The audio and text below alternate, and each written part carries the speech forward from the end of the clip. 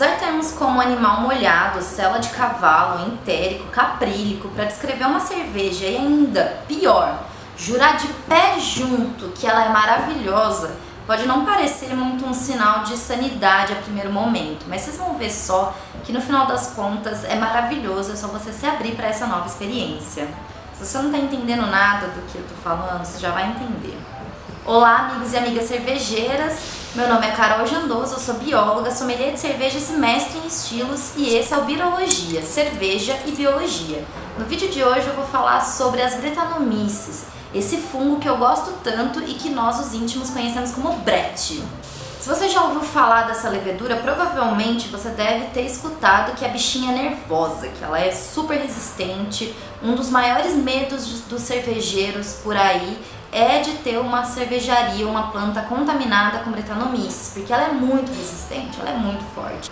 Apesar dela e da Saccharomyces, que é o fermento cervejeiro, serem da mesma família, que é a família Saccharomycetaceae, são dois gêneros diferentes que se dividiram há aproximadamente 200 milhões de anos. Então, há 200 milhões de anos aconteceu alguma coisa que deu origem a esses dois gêneros diferentes de levedura. Um outro nome que você pode encontrar as Brettanomyces por aí é como Deckera. Nós usamos Deckera quando ela está no formato teleomorfo, ou seja, no formato que ela está formando esporos, que ela está se reproduzindo de forma sexuada, com troca de material genético, né? O que não acontece nas leveduras cervejeiras, que se reproduzem por brotamento. Então esse processo é uma célula-mãe que dá origem a uma célula-filha de forma assexuada, né, sem essa troca genética. E isso foi acontecendo ao longo dos anos por seleção artificial. Então os cervejeiros, desde o começo, foram selecionando de forma ao acaso essas leveduras que não formavam esporos. E hoje é o padrão para as leveduras cervejeiras. O nome Brettanomyces vem de bretano, que significa britânico mesmo, e myces, que significa fungo, ou seja, fungo britânico. Isso se deve porque as primeiras vezes que ela foi observada, ela havia sido coletada de cervejas de origem inglesa, mas ela também é muito importante lá na Bélgica. Ela é uma das principais responsáveis pelo processo das cervejas do estilo Belgian Lambic. No processo de produção das lambiques, as Brettanomyces elas fazem parte do grupo que é o último a atuar durante o processo de fermentação, né? Então ela vai ser a última a aparecer para participar da festa, vai consumir os açúcares que os outros micro-organismos não conseguiram metabolizar e vai influenciar bastante nas características sensoriais desse tipo de cerveja, com notas como essas que eu comentei com vocês no começo do vídeo. A Brettanomyces ela participa desse processo de produção das lambiques como última levedura por conta de uma das características principais dela, que inclusive são características que dividem elas das Saccharomyces. Elas são muito resistentes, elas são resistentes à pressão osmótica, elas resistem, né? Então dessa forma elas resistem muito bem a altas concentrações de etanol, elas também conseguem performar muito bem em ambientes em que elas têm uma limitação de oxigênio ou em que o pH está muito baixo, que o pH está muito ácido.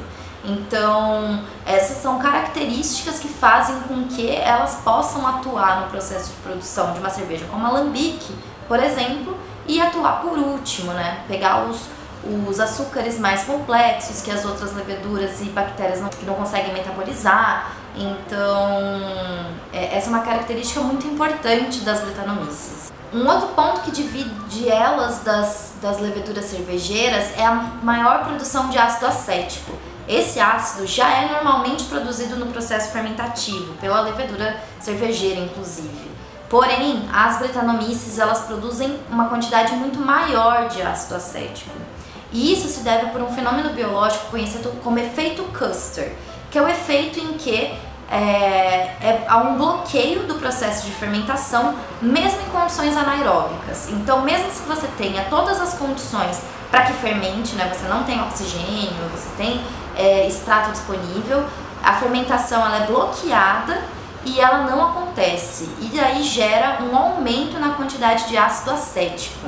Tanto o ácido acético como o seu precursor, que é o acetaldeído, que também é o precursor do etanol, e outros compostos que são produzidos pela Brettanomyces durante o processo de fermentação de um mosto, eu estou falando um pouquinho deles num texto que eu vou deixar linkado aqui embaixo lá do meu blog. Eu vou deixar listado aqui também um vídeo introdutório que eu fiz sobre as leveduras do processo fermentativo, em que eu explico brevemente sobre a Saccharomyces cerevisiae em si, como ela surgiu, quais são algumas variáveis que influenciam no metabolismo. É um vídeo bem introdutório, mas é bem interessante para começar a entender esse assunto. Aproveitando também, se você não me segue lá no Instagram, segue lá. Meu perfil é Carol Sommelier.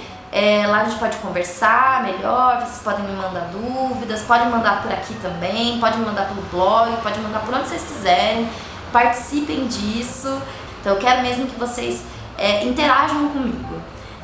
Também aproveitando agora, dando uma de blogueira, vou pedir pra vocês, se vocês gostaram desse vídeo, de vocês curtirem ele, de se inscreverem no canal, de compartilharem com seus amigos e amigas que gostam de cerveja, que se interessam pelo tema e que querem saber um pouquinho mais. Por hoje é só, gostaria de agradecer a todo mundo, beijinhos e até a próxima!